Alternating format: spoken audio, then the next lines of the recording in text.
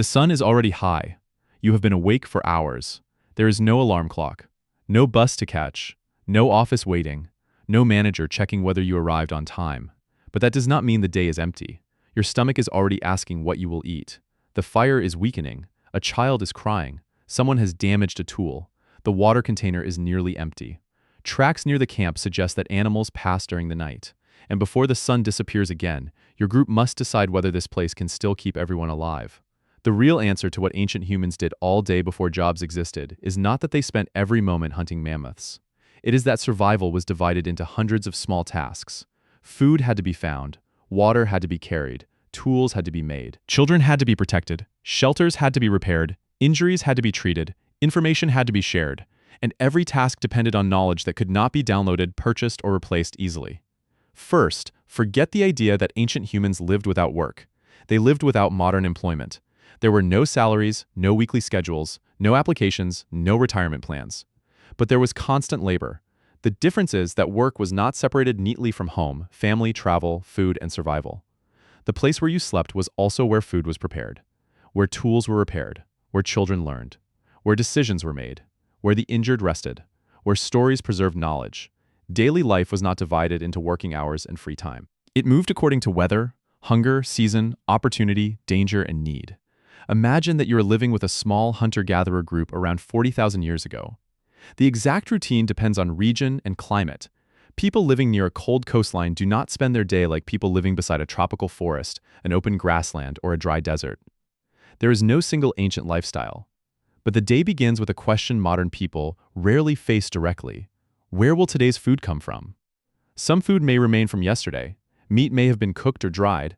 Nuts may have been collected. Roots may have been stored. But supplies are limited. There is no refrigerator protecting them, no supermarket replacing them, no delivery arriving before dinner. If food exists, someone found it, carried it, processed it, guarded it, or saved it. A group must decide who leaves camp. Some people may search for plants, shellfish, eggs, insects, honey, seeds, fruit, tubers, or small animals. Others may follow larger game. Someone may remain near children, older relatives, injured members, stored food, and the fire. The division is not always fixed. Age, skill, health, season, pregnancy, local knowledge, and opportunity shape the decision.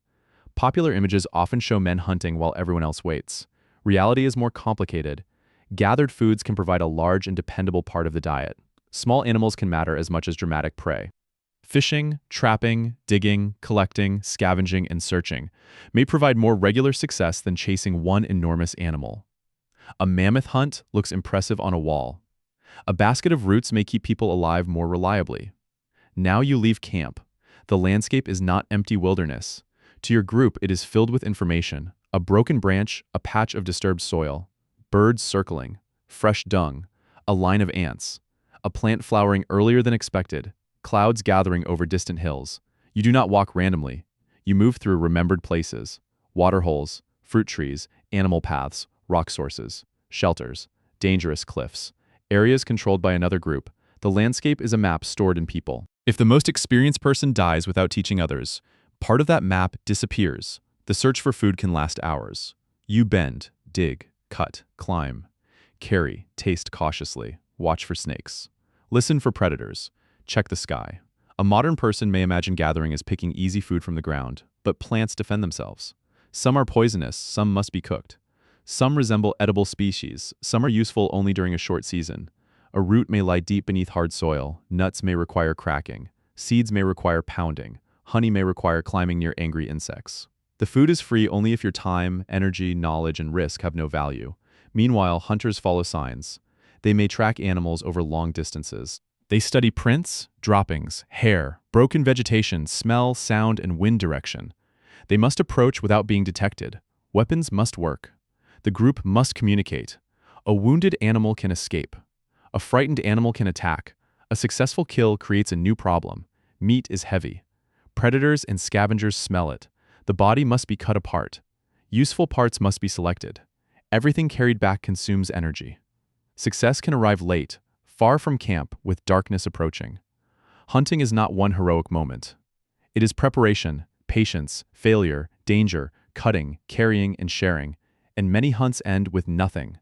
Back at camp, work continues. The fire must be maintained. Fuel must be collected. Water must be found and transported. A nearby stream may look convenient, but distance changes when water must be carried every day. Containers may be made from hide, bark, wood, shell, woven fiber, or other materials. Each container takes time to produce. Each can leak, crack, burn, or be lost. Water itself can be dangerous. It may contain parasites or contamination that no one can see. People learn which sources are safer through experience, but experience often begins with someone becoming sick. Now look at the tools. Stone tools do not appear naturally in the shape needed. A suitable rock must be found. The stone must break in a predictable way. A skilled person strikes it at the correct angle. Too much force ruins the piece, too little produces the wrong fracture.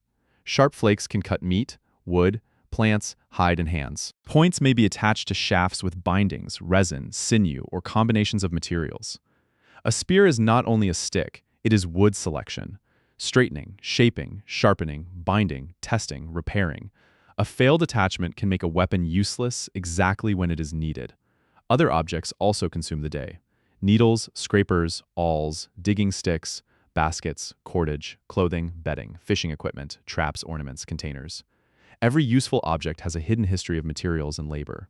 A cord may require plant fibers to be gathered, cleaned, dried, separated, and twisted. A hide may require scraping, stretching, softening, smoking, or treating. Clothing is not simply placed on the body. It begins as an animal, plant, tool, technique, and many hours of work. Then comes shelter. Some ancient humans use caves or rock shelters. Many do not. They construct temporary or longer-lasting shelters from wood, grass, hide, bone, earth, and local materials. A shelter must resist wind, release smoke, keep bedding dry, avoid collapsing, provide some protection from animals and insects. Its location matters. Too close to water and flooding becomes a danger, too far away, and carrying water consumes the day. A low place traps cold air. An exposed ridge catches wind. A beautiful view does not keep rain from entering your bed. Maintenance never ends. A branch shifts. A hide tears. A wall leans. Insects enter bedding. Rain opens a leak. The repair may take only minutes. Ignoring it may ruin the entire shelter during the next storm. Ancient daily life is filled with tasks that become visible only when they are neglected. Children are another part of the day. They do not remain safely separated in a modern nursery. They are carried, watched, fed, corrected, comforted, and taught while other work continues. Young children require enormous attention. They wander toward water, touch sharp tools, approach fire, eat dangerous objects, cry when silence matters. Their survival depends on more than one adult. Older children begin learning by observing and helping. They collect fuel, carry small objects. Watch younger children practice throwing, learn plants, copy toolmaking, listen to stories, make mistakes with smaller consequences before being trusted with larger ones. Play is not the opposite of education. Through play, children practice movement, cooperation, competition, aim, balance, imitation, and social rules. A child pretending to hunt is also preparing to hunt. A child learning, which adults become angry, is also learning how the group works. Knowledge enters the body through repetition. Now someone is injured. Perhaps a stone flake cuts a hand. A hunter twists an ankle, a child burns a finger, a thorn enters a foot, a tooth begins to ache. There are no clinics, but there is practical knowledge. Wounds may be cleaned, covered, pressed, or treated with known materials. Broken bones may be supported. Rest may be encouraged when possible. Experienced people recognize signs that others miss. Still, healing creates a labor problem. The injured person cannot carry as much, cannot walk as far, cannot hunt effectively, cannot gather fuel. The group must absorb the missing work. Care itself becomes work. Food must be brought, water shared, bedding adjusted. A sick child may keep several people near camp. Ancient humans do not survive through independence. They survive through dependence managed well. Then there are relationships. The group must decide where to move, how to share food, who joins a hunt, who receives the best portion, how to respond to another group, what to do when someone refuses cooperation. There are no printed laws, but there are expectations. Reputation matters, kinship matters, generosity matters, skill matters, age may matter, strength may matter, personality certainly matters. People argue, they become jealous, they remember unfairness, they form alliances. They forgive. They refuse to forgive. A person who repeatedly takes food and contributes nothing creates tension, but contribution is not measured only by physical strength. An older person may carry less and know more. A skilled toolmaker may hunt rarely and make everyone more effective. A caregiver may remain near camp and protect the next generation. A storyteller may preserve information about places no one has visited in years. Work is social because survival is social. The day also includes trade and contact. Groups do not always live in isolation. They meet, exchange materials, share news, arrange relationships, visit relatives, learn techniques, obtain stone, shells, pigments, tools, ornaments, or food from distant places. An object can travel farther than the person holding it. Trade expands the useful landscape. But meetings also create risk. Disease can spread. Conflicts can begin. A misunderstanding can become violence. A stranger may bring valuable knowledge. A stranger may also reveal where your group sleeps. Every encounter requires judgment. Not all daily activity is necessary for immediate survival. People decorate objects, use pigments, make beads, carve patterns, collect unusual stones, create music, sing, dance, play, tell stories, laugh, visit, rest. These activities are not meaningless luxuries. They strengthen relationships, display identity, attract partners, teach memory, reduce tension, mark important events, help people understand a world that often feels uncertain. A painted object may require hours that could have been spent gathering food. Yet humans continue making such objects. That tells you something important. Ancient people are not unfinished modern people waiting for civilization to begin. They already care about beauty, belonging, status, memory, and meaning. Still, free time does exist. Not every minute is desperate labor. A successful season can produce abundance. A good camp reduces travel. Stored food creates flexibility. Several people can complete tasks together. There may be long conversations, games, naps, grooming, visits, and periods of waiting. Modern life often turns work into fixed hours. Ancient life may alternate between intense effort and irregular rest. A hunt can demand an exhausting day. A storm can trap everyone in shelter. A seasonal harvest can require constant activity. Another period may provide more leisure. The schedule is not 9 to 5. It is feast, shortage, movement, recovery, preparation, and surprise. Now the weather changes, clouds gather. The wind shifts. The group must decide whether to continue working or return. Food still lies farther ahead, but rain may flood the path. A river may rise.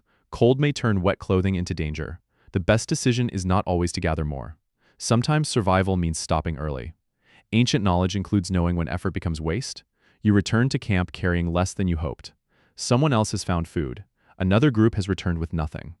A child is sick. A tool has broken. Fuel is low. The day's work now becomes a calculation. What should be eaten immediately? What should be saved? Which material must be repaired before morning? Can the group remain here another day? Should everyone move? Who is strong enough to travel? Who needs rest? One successful hunter cannot answer every problem. One failed gatherer has not failed the group. Survival is measured across people and across days. Then the sun begins to lower. The work does not end.